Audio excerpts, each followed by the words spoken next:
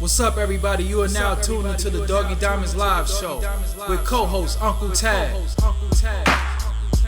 Koku, Karma Kane. Music provided by DJ Big M. And I am your host, Doggie Diamonds.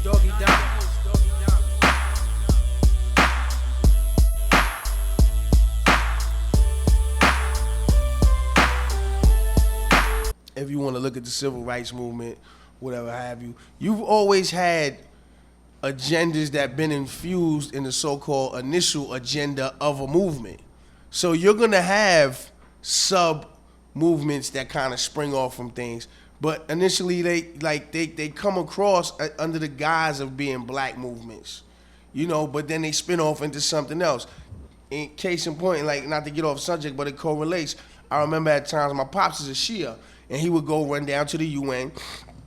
You know, peace and love to my pops. Respect him for it. He saw a cause there.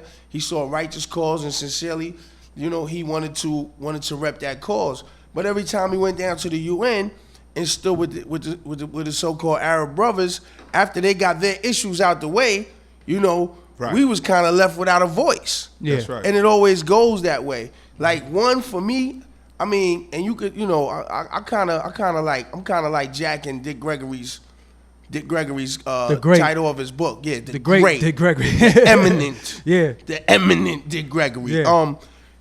Callous of my soul. Like, I'm to the point where, like, yo, man, I really don't. I know, you know, it's subject matter and it's dialogue, but I'm like unfazed by those things because it's like, to me, they don't really count anyway.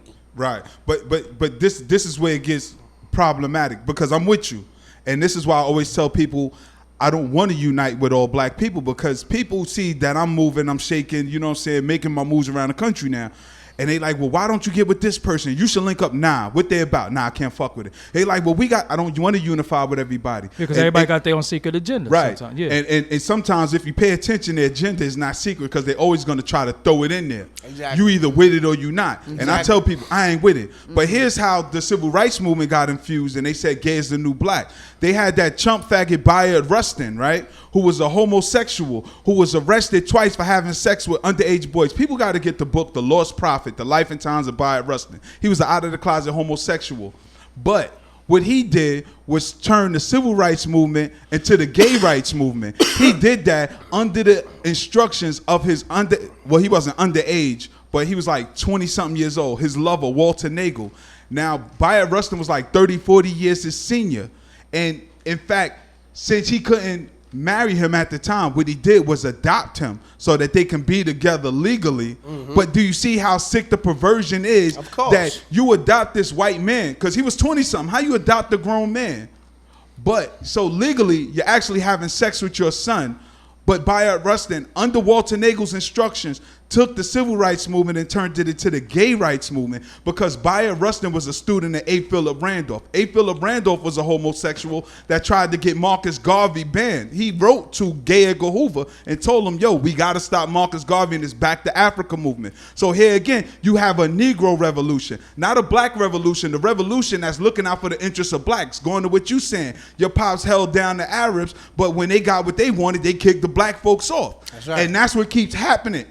We in 2016, and we still falling for the okie doke of the 60s. We got to start wisening up. But when brothers like me and Dog and you and other brothers I work with take this platform and tell our people, yo, we don't have no friends in these movements. We have to look out for our interests, because every time the money's handed out, we get the pennies at the end. But we take all the ass kickings. Let me say something to y'all. We always bleeding. The people on my channel who come to my channel, them motherfuckers is woke, and they want this message. They want that shit. That's what they come for. No, right. I'm not but we got to get more than the message. Yeah, we got to get action. No. What I'm saying is that watering the shit down. Yeah. You're giving them uncut raw. Yeah. You know what I'm saying? So speaking of which, we got Tragedy Khadafi in the building. Could you clarify something for the people? Talk to me. They wanted to know, are you and Ghostface cousins? Yes. So how come y'all never did no music together? Yo, I mean, we found out late in the game, late in life, you know what I'm saying, that we was fam or whatever. And I just, you know, recently, I mean, overall, son is real busy, I'm real busy. But as of recently, we just kind of like came together, and been kicking around some It's coming. ideas. It's Been coming. Kicking around some ideas. I ain't gonna let the cat totally out the bag. You know what I'm saying? But we've been kicking around some ideas, and the ideas we've been kicking around is real, like, they real phenomenal. I see he with Priest a lot now. Yeah. Which is your group member, Black Market Militia. What's Killer Priest vibe like? Cause he gotta just be an ill dude. Cause Yo, Killer Priest could throw you off because like he's real deep, but he's also very grounded and he's very, I wouldn't say simple in a bad way. He's like a simple, down to earth person in a way that he's just relatable, man. yeah. That's like one of my best people in the world, Killer Priest. When you writing around a priest, what is it like? Like, do he push your envelope to where you like crumbling up paper sometimes, or do you like, yo, I don't even want to get on this record, or I got you on in this one priest? Like, what is it like? Well, if you got to understand the stars and everything, the constellation. It's like, we both Leos. Okay. So we kind of like get in the room, and we don't even necessarily need to hear each other's verse. We just know and acknowledge that both of us are in the room, Yeah. and that both of us are going to get busy. Uh-huh. So we kind of go in with that mind frame, and it's friendly competition to the 10th power. Why at this stage of the game didn't Tragedy Khadafi? Yo, a lot of people ask me that. I think I may not be one of the best lyricists in the world. Are you out of your fucking mind? Sometimes I am. Sometimes I am. Sometimes I am. I'll let you know. Are you out of your fucking mind? But one thing I like to credit myself for is that when I do something, I do it with a passion. Yeah.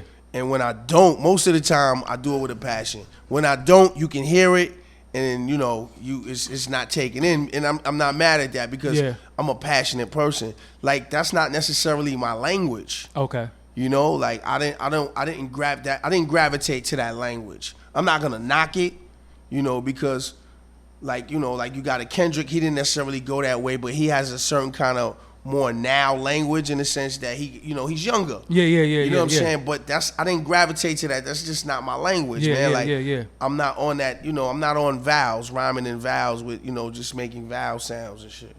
What is it about your style? Because your style is really on that beat, on that snare, it's falling right here. Why is that important? Because now dudes be rhyming, I'll be like, yo, what beat do he fucking hear? You know what I'm saying? Why do your shit fall right? Yo, for me, it's like, it's instinctive. Okay. But I gotta say this, man, for a lot of newer dudes that been coming out. Like at first, I was like, and I'm not gonna say they won me over or I got programmed because that wasn't the case. Because we can't tap my dome that easy, but after a while, I started saying to myself, yo, in a sense, this dude is really pushing the envelope. Okay.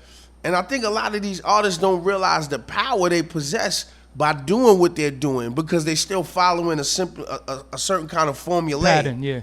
Without even realizing that what they're actually doing is pushing the envelope, you know what I'm saying, and doing what they could be doing what they want to do, but they're following somebody else's script. Okay. But they don't realize it. Like if they reverse it, they would be so powerful. But to answer your question, in my sense, like it's just like I have a rhythm in my head, and I kind of keep that same rhythm when I go in, and it just once I lock in and zero in on it, that's it.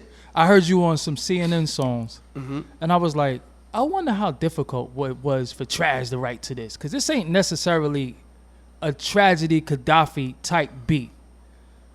Did you challenge yourself on some of the record? I'm trying to think of the record in particular. I think it might have been the 3-on-3 might have been. I think it was exactly with the locks, right? Yeah. Yeah. I think with that particular record too. And I ain't gonna lie, you're a funny dude. You're a funny dude. You know the right questions to ask. You sharp, boy. You sharp. Especially that particular record, it was like I was like, yo, son, like, yo. He was like, nah, come on, just trust me, because I basically was like, yo, listen, you gonna drive this one, I'm gonna ride shotgun. Yeah. You know what I'm saying? And it was like, yo, it's a challenge, and it was, and a lot of people, I ain't gonna lie, a lot of my fans came at me behind rhyming on that. Yeah. But a lot of people liked it. Yeah. But I noticed a lot of the younger generation liked it.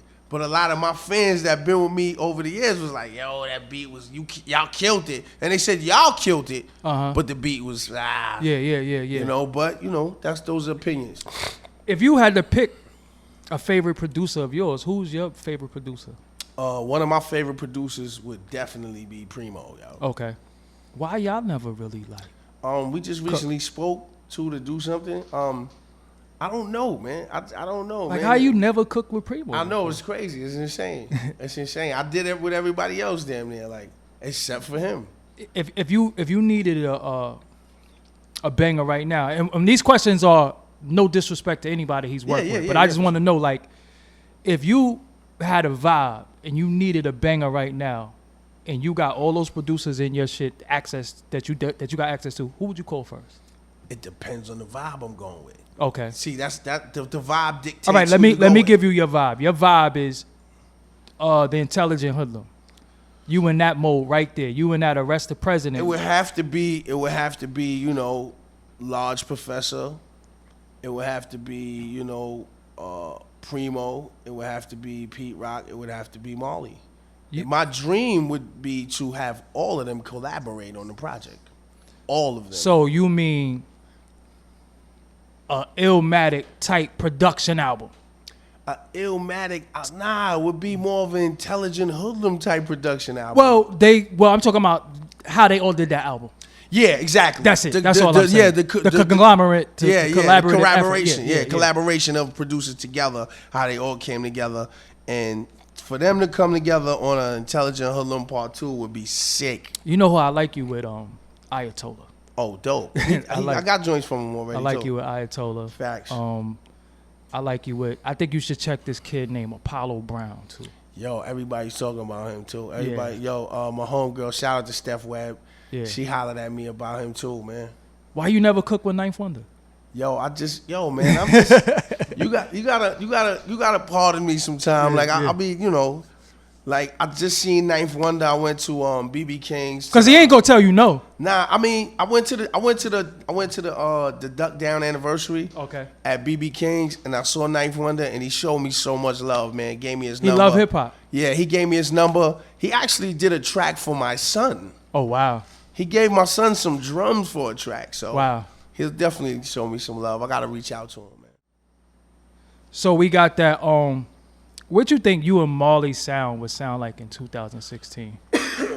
I think if me and Marley got together, would y'all have to live together for a little while and vibe? I think that would be the best way to do it. Yeah.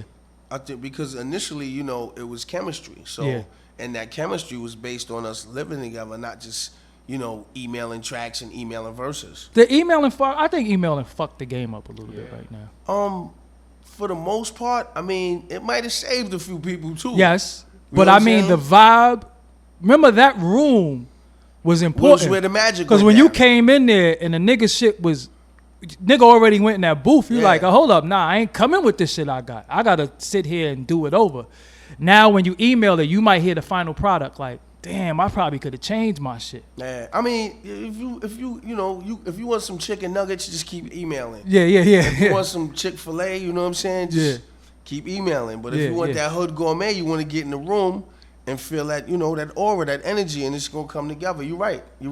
When do you know it's time to drop a project? Yo, man, when you feel like you sitting around too long. Yeah.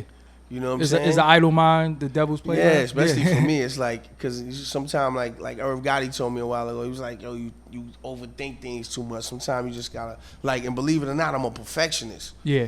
Like, and sometimes it's not good, man. You got it. Like, be comfortable with it. You know, don't overthink yourself. Sometimes you gotta get out your own way. Say somebody new, never saw you before. Mm-hmm. They gonna see this interview. They gonna be Tragedy Khadafi. Who the fuck is that? If you wanted to define yourself through music, and they should go listen to one record that's gonna just explain who you are, what song should they go listen to? They can go listen to Permanently Scarred. Mm-hmm. They could go listen to the intro to Intelligent Hoodlum. They could go listen to man, I could go on. They could go listen to Crying on the Inside. They could go listen to Thug Paradise. You know what I mean? Like, all of those joints have an aspect, a piece of me. They can even listen to LA. You know what I'm saying? Like, don't look at the song per se. Sometimes you gotta just look in the verse and what I'm giving in the verse. Where's Imam Thug at? Yo, Imam Thug is in Florida. He's doing his thing. He's in the corporate world. Okay. You know, I'm happy for him. He's, you know, living his life. Do you sometimes, I know y'all reunited to do the CNN. What's the difference between rapping now and rapping 20 years ago? The difference between then, like, I wasn't, the difference between a lot of people was that, for me, like, I wasn't rapping then. I'm not rapping now. Okay. I don't rap. I relate. Okay. You know what I'm saying? I think a lot of dudes be rapping and that just fucks it up. Yeah, they yeah, just yeah. rapping. Too rapidy rap. Yeah, like you said a little while ago, you said something that was key. You was like talking about, you was like, yo, if dudes right now, you said Kendrick Lamar showed that you can talk about things that are dear to heart. Yeah. And that's what I always did. From the gate. From the gate, baby. You know what I'm saying? I think even on the Joy and Pain record, Yeah. Return to Life, you still was trying to make them, you know, get a little Exactly. two-step in, but you still kept But it. I can't help it. Yeah. I can't help it. And like, you know, you are what you are, man. Yeah. Like, some people will just lose themselves totally along the way. And don't get me wrong, I went through trials and tribulations where I felt like I lost myself, a part of myself, but only to regain myself in a greater way. Just bigger elevations, more graduation, you know what I'm saying? So, like, but some people will just get lost because they never really had a pivot or a stronghold on what they were in the first place. But I realized within myself, anytime I do something, I gotta drop a jewel. Have you ever offended somebody in your songs that you felt bad about? Yeah, definitely. Because I know in one line you said, "Rotten like the vein in my father's arm." I was like, damn, how the fuck is, like, that shit was so vivid to me. I thought of like Dawn of the Dead back then and shit, because I thought of like a corpse and shit. Like, how do they take to that when they hear it? Well, I'm blessed to have the type of pops I got, man. Okay. Like, you know, my pops been through a lot of things. We've been through a lot of things as a family. But I'm blessed to have the type of father I got. You know what I'm saying? Like, my pops is my best friend. Okay. I call him Kiko. I call my pops Kiko, but Kiko's like my best friend. Like we've been through so many things. Like, I can't even begin to explain me and his relationship. And it's like, he's the type of dude, like, he just keep it greenberry. Okay, yeah, you know what I'm saying? yeah. He know the things that went down, and he's like, yo, you know, he's good with it because he good with himself. And that helps me be a better man. You know what I'm saying? The way he hold, you know, the things he went through, and you know, he don't make excuses for nothing, and he a man about his shit. It only, you know, compels me to be a better man or try to be somewhere close to him. Hey, thank you for watching. Don't leave without subscribing. Hit that subscribe button. Peace.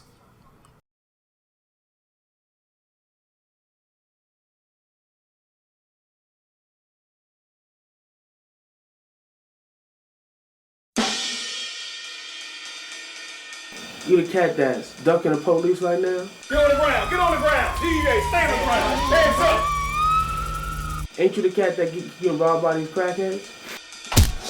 Everybody get the fuck on the floor. The girl is whamming. What is it like? Because people ain't time for what they want. You hiding stuff from me? You did not give a fuck about me, and now you want to leave? Fucking up, man. I heard you get busy with the pen also. I need to feel that, G. I need to feel that.